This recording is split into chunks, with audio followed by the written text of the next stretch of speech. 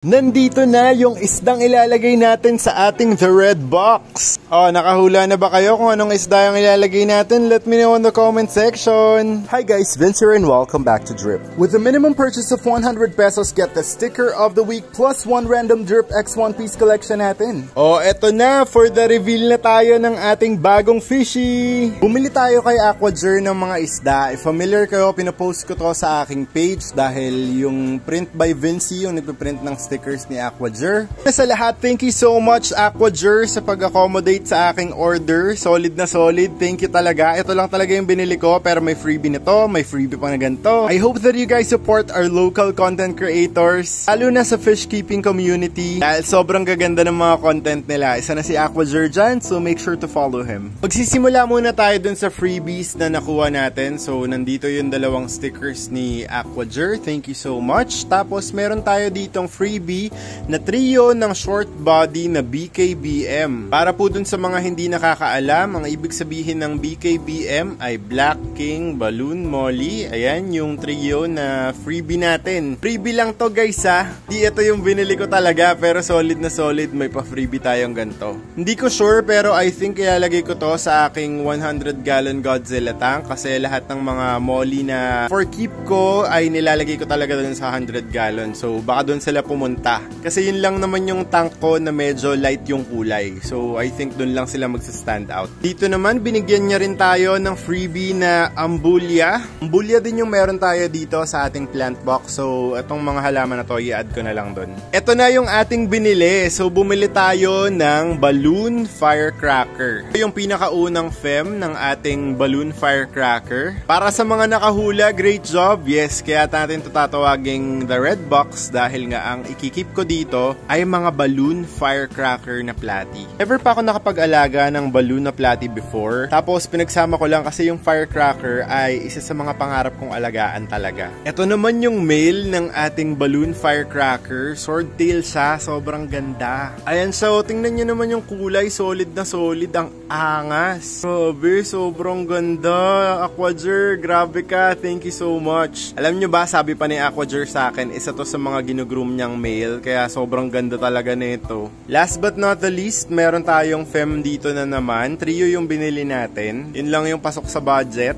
Medyo pricey kasi itong gantong type ng isda. Hindi siya basta-basta. Ito yung other fem na nakuha ko. Yes, kahit trio lang to, umaasa talaga akong dumami sila dito sa ating The Red Box. Ang gagawin natin dito ay sisimulan na natin ang ating acclimation process. Temperature acclimate lang yung gagawin natin sa kanila. Habang ginagawa natin to, tatanggalin na natin ang ating mga test fish dito sa ating The Red Box. Tapos itong mga BKBM, i-acclimate ko na lang dun muna sa quarantine tank. Sama na natin tong halaman dito. Nandito tayo ngayon indoors. Dito ko i-acclimate yung ating BKBM. Quarantine tank lang to for them bago natin sila ilagay sa ating 100 gallon tank. Hayaan muna natin sila dyan for 30 to 45 minutes. Hulihin na natin ang ating mga test fish. Ayan, gagamit lang ako ng malaking net para madali silang mahuli. Ay, sumiksik na. Ito yung isa nating test fish. Medyo matanda na to. Ayan o, sobrang nice niya.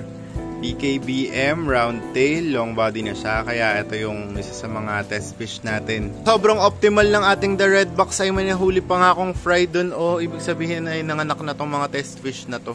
Ito na ang ating mga PKBM test fish. Sa pagkakatanda ko, 6 sila. Well, 6 pa rin naman sila. Babalik na natin tong mga to dun sa ating 100 gallon tank. Acclimation time is done para sa ating mga firecracker balloon swordtail. Ayan, sa sobrang board ko kakahintay mag-acclimate. Nagpintura na ako ng lamesa. Ngayon tatanggalin na natin sila dun sa plastic, tapos ilalagay na natin sila finally dito sa ating The Red Box. Now natanggal na natin sa plastic yung mga firecracker balloon swordtail natin. Ayun sila, sobrang ganda. Ganda ng kulay nila, as in sobrang striking talaga. Isa-isahin na natin tong ilagay dito sa ating Drip Red Box. Kain ko na tong isang fem. Sobrang ganda ng kulay niya, nakaka-amaze. Ayan, ilalagay na natin siya dito. Ayan. Oh my gosh, lutang na lutang yung kulay nyo. Pumunta agad siya dun sa mga ambulia, nagtago siya dun. Isunod na natin tong isa pang fem na meron tayo dito. Ito parang sasabog na tong fem na to. Grabe, sobrang taba niya. Ayan oh. So ayan, oh my god, ang ganda ng kulay niya. Sobra. And syempre, kukunin na natin itong ating male. Sobrang ganda talaga nito. Ito yung solid na solid sa lahat eh. So, ito na yung ating male and ilalagay na natin siya dito sa ating the red box. So, pumunta rin siya doon sa mga ambulya. Ayan, magtatago sila doon. Siguro na mamahay pa tong mga to, pero i-observe ko muna sila. Sana talaga dumami sila. Sobrang ganda, wala talaga akong pagsisisi. Yun, lumangoy na yung isa. Nakakatuwa naman. Ayan na sila. Grabe, sobrang ganda. Pulang-pula oh. Angat na angat yung kulay nila dito sa pond natin. Sobrang amazing.